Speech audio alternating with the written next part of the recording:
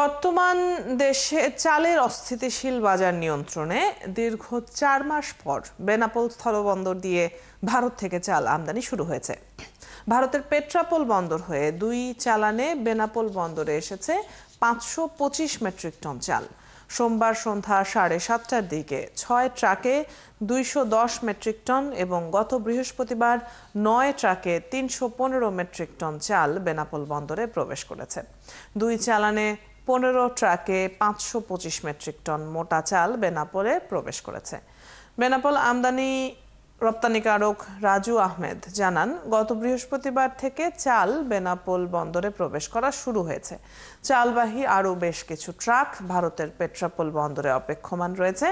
এসব চালান দ্রুত ছাড় হলে বাজারে সরবরাহ বাড়বে এবং দামের ওপর তাৎক্ষণিক প্রভাব পড়বে বলে আশা করছেন তিনি। তবে শুল্ক প্রত্যাহার না করায় আমদানির পরিমাণ সীমিত থাকার শঙ্কাও রয়েছে। দ্রুত কাগজপত্র সাবমিট করে চালগুলো বেনাপোল বন্দর থেকে খালাস করা হবে।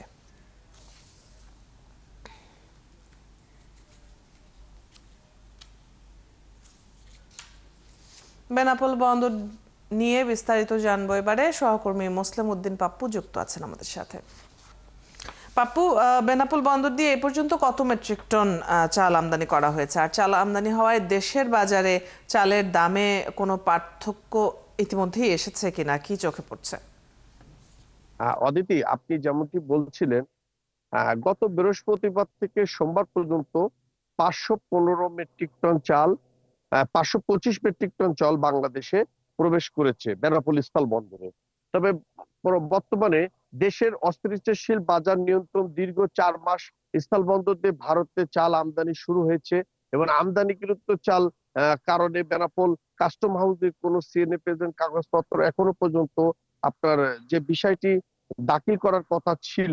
তবে গতকালকে ৩টা কনসাইনমেন্টের মাধ্যমে এক একটি কনসাইনমেন্টে ১০৫ টন করে চাল কনসাইনমেন্ট হয়েছে। তাতে তিনটি কনসাইনমেন্টে আপনাকে দেখা গেছে ৩১৫ টন চাল খালাস হয়েছে। অদিতি, আরেকটু বিষয় আপনাকে বলি, যেমন খামারবাড়ি মহাপরিচালক আব্দুর রহিম সাহেব, তার সাথে যেমনটি কথা হয়েছেন, আইপির ক্ষেত্রে আসলে সময়টি যে লেগে যাচ্ছে, আইপির ক্ষেত্রে যে ৭ দিনে অটোমেশনে প্রায় ৭ দিন সময় লেগে যায় আইপি পাস হওয়ার জন্য। তবে মহাপরিচালক আব্দুর রহিম সাহেব তিনি আমাকে বলেছেন ১ থেকে ২ দিনের ভিতরে আমরা আইপি অনুমোদন করে দিচ্ছি।